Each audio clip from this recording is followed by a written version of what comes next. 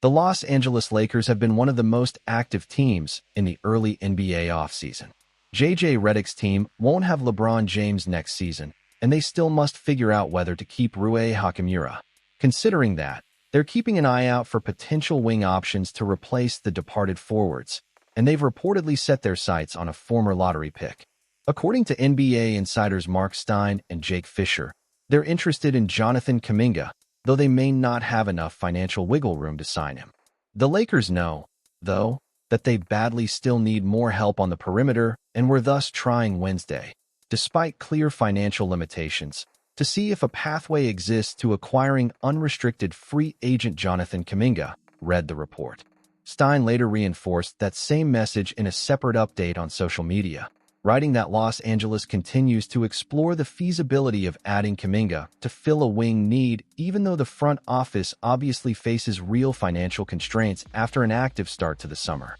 Kuminga failed to step up and earn a big role after his trade to the Atlanta Hawks, and they declined his player option for the 2026-27 season. The former G League standout has the physical tools to be an elite two-way player, but he hasn't been able to find his footing in the league. He burned some bridges with the Golden State Warriors before forcing his way out of the Bay Area. According to Basketball Reference, he averaged 12.2 points, 5.6 rebounds, and 2.3 assists per game on 46.3% from the floor and 33.3% from beyond the arc in 36 games, including 14 starts, last season split between Golden State and Atlanta. In his brief stint with the Hawks specifically, he posted a similar stat line of 12.3 points, 5.3 rebounds, and 2.1 assists across 16 regular season games, and he reportedly played his best basketball of the year during Atlanta's first-round playoff series against the New York Knicks. Even so, that flash of postseason production wasn't enough to convince the Hawks to exercise his $24.3 million team option,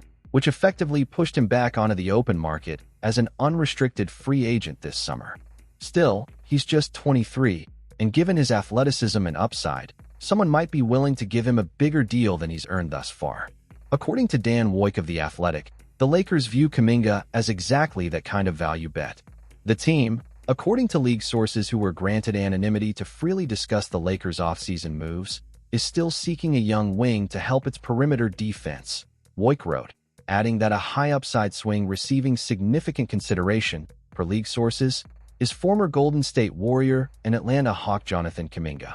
Woik's report specifically framed Kuminga as a defensive difference-maker for a Lakers team that has generally struggled on that end of the floor in recent years, someone whose combination of length, foot speed, and closing burst could allow him to guard multiple positions on the perimeter, chase down shooters in transition, and generate live ball turnovers that fuel easy offense for a roster now centered around Doncic. General manager Rob Pelinka has spent some cash early in free agency. The Lakers reportedly agreed with Colin Sexton on a 2-year, $19 million contract, Quentin Grimes on a 4-year, $60 million deal, and Sandro Mamukelashvili on a 4-year, $52 million deal. That's on the heels of giving Austin Reeves a new 4-year, $185 million contract. So cash might be a bit scarce in Southern California. Complicating matters further, the Lakers also moved aggressively to solve their long-standing hole at center, agreeing to a sign-and trade for Utah Jazz big man Walker Kessler that reportedly required Los Angeles to part with a steep package of draft compensation, described in some reports as 4 future first-round assets between outright selections and swaps. Between that centerpiece move and the flurry of free agent signings that followed, the Lakers reportedly no longer have any salary cap exceptions remaining to offer a player like Kuminga anything beyond a veteran's minimum contract, which puts them in a difficult spot given how many other teams appear ready to offer him a much larger role and a correspondingly larger paycheck. That financial reality has not stopped the front office from exploring creative ways to make a deal work. According to Brian Toporek of Silver Screen and Roll, one option the Lakers could still consider is using the stretch provision on a veteran like Jared Vanderbilt or DeAndre Ayton to open up additional room under the cap, though Toporek also noted that finding a willing trade partner for either player could prove difficult given how thin the Lakers' remaining draft asset cupboard is after the Kessler deal.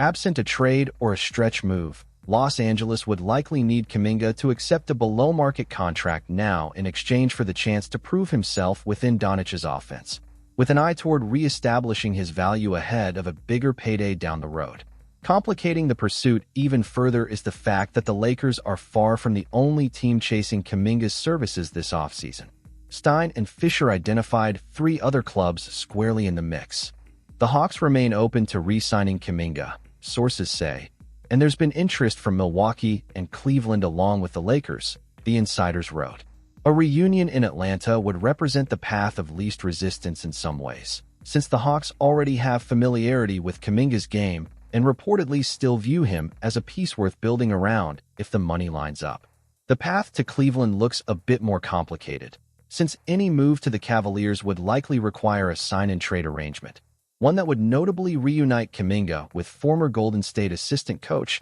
and current Cavaliers head coach Kenny Atkinson, someone who already has a working relationship and understanding of how to maximize his skill set. Milwaukee, meanwhile, is viewed as a team with unusual financial flexibility to make a competitive offer, given that the Bucks are expected to have multiple trade exception avenues available in the aftermath of completing their blockbuster trade, sending Giannis Antetokounmpo elsewhere this offseason. Jake Fisher offered additional color on the situation in comments relayed by Trey Allen of Sports Illustrated, indicating that a return to Atlanta remains very much alive as an option. Kuminga could still go back to Atlanta, Fisher said. He could still leave by way of sign-and-trade. I have heard that he does have interest from Milwaukee. They have a traded player exception that he could be moved into. That kind of mechanism, using an already existing trade exception rather than clearing fresh cap space, would allow the Bucks to bring Kuminga in without requiring Golden State, Atlanta, or any third team to necessarily be motivated sellers, which could make Milwaukee a sneaky favorite if the market for Kuminga doesn't develop the way some expected heading into free agency. Beyond the Kuminga chase itself, the broader context of the Lakers' offseason has been defined by significant turnover. LeBron James's decision to leave the organization landed as one of the biggest storylines of the entire free agency period, with James, through his representation, announcing that he intends to keep playing in 2026 to 27, just not in Los Angeles. According to Stein and Fisher, the Lakers had reportedly been planning a series of roster moves for some time that didn't include James in their long-term future regardless of his decision, and the front office wasted little time pivoting once his departure became official, swiftly assembling the assets needed to complete the Kessler sign-and-trade before layering in the Mamukelashvili, Grimes, and Sexton signings almost immediately afterward. James wasn't the only notable departure, either. Marcus Smart is reportedly headed to the Houston Rockets, and sharpshooter Luke Kennard has agreed to join the Phoenix Suns, further reshaping the perimeter rotation that Los Angeles will need to replace this summer. Rui Hachimura's situation adds another layer of uncertainty to the Lakers' wing picture. Hachimura, who has spent the last 3.5 seasons in Los Angeles after being acquired in a trade with the Washington Wizards, is coming off a strong season in which he showcased elite three-point shooting throughout the regular season and carried that form into the playoffs. Despite that production, Stein and Fisher reported that Hachimura is now regarded as increasingly likely to leave the Lakers in free agency, with the Minnesota Timberwolves and his former team, the Golden State Warriors, both expected to be heavily involved in pursuing him. The fact that Hachimura remains and signed this deep into the offseason has reportedly led several league sources to wonder whether the Lakers might be exploring some kind of trade or possibly using the stretch provision on Vanderbilt or Ayton purely as a means of freeing up enough space to make Hachimura a more competitive offer before he walks. Should Los Angeles ultimately lose him, the team would be without a forward who can shoot effectively from anywhere on the floor and consistently create spacing, a skill set that pairs naturally with high-usage playmakers like Doncic and Reeves. That dynamic is a big part of why the Lakers view a Kuminga addition as important regardless of what happens with Hachimura, even though Kuminga is arguably not a like-for-like replacement. Given that Hachimura remains the far superior and more consistent outside shooter, Kuminga would offer something different: elite defensive versatility, open-floor athleticism, and continued theoretical scoring upside that the Lakers hope a change of scenery and reduced pressure could help unlock. NBA analyst Bobby Marks had listed adding a starting center, shooting, and athletic wings as the Lakers' primary offseason priorities before free agency opened. And while the front office has already checked the first two boxes through the Kessler trade and a trio of free agent shooting additions,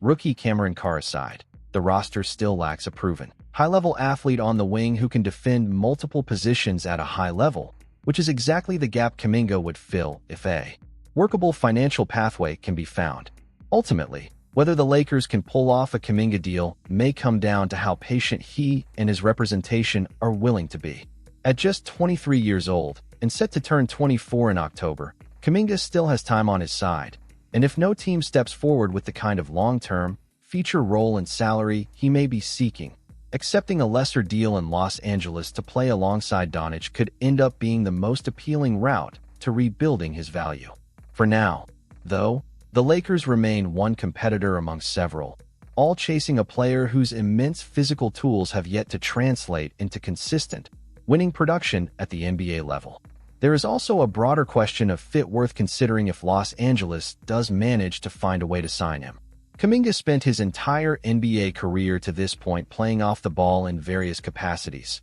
first behind Golden State's veteran-laden core and then in a smaller sample with Atlanta, and he has never truly operated as a featured offensive option responsible for initiating possessions on his own. Some rival evaluators have suggested that a situation like the one in Cleveland, where he would share the floor with secondary playmakers such as Donovan Mitchell and a returning Kyrie Irving while getting easier scoring opportunities off cuts and transition chances, might ultimately be a smoother fit than joining a Lakers offense already built entirely around Doncic's decision-making. In that context, some have floated the idea that Kuminga would be better served in a rebuilding situation like Milwaukee, where his growth wouldn't need to come at the expense of winning immediately, rather than in Los Angeles, where the front office has made clear its priority is contending right away around a 27-year-old superstar already accustomed to shouldering a massive offensive workload. Whether that mismatch in timelines and roles ends up steering Kuminga elsewhere,